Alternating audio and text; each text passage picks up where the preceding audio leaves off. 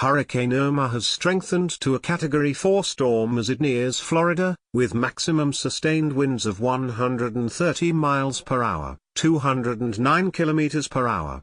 Hurricane-force wind gusts are battering islands in Florida's south, the governor says, with the mainland due to be hit in the coming hours. Water levels are already rising on the coast of the U.S. state where a huge storm surge is expected. At least 25 people died when Irma earlier hit several Caribbean islands. In Florida, 6.3 million people, about 30% of the state's population, had been told to evacuate. But on Saturday, the state governor said it was now too late to leave for anyone remaining. The National Hurricane Center has issued warnings against life-threatening storm surges in the Florida Keys, a chain of small islands in Florida's south, as well as Tampa Bay and other coastal areas.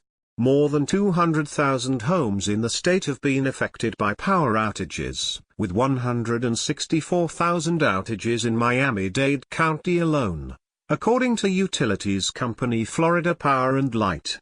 Irma is predicted to hit the coast on Sunday morning, but the outer bands are already affecting the south of the state and central Miami is being lashed by heavy rain. The Florida Keys have suffered some minor damage and are expected to bear the brunt of the storm in the coming hours.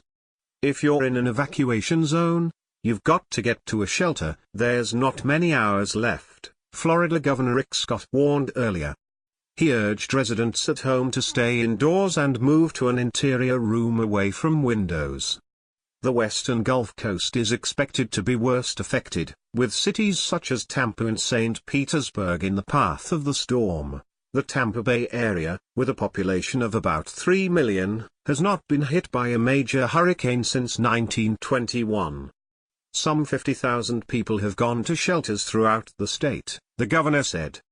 Media reports say shelters in some areas have been filling up quickly and some people have been turned away.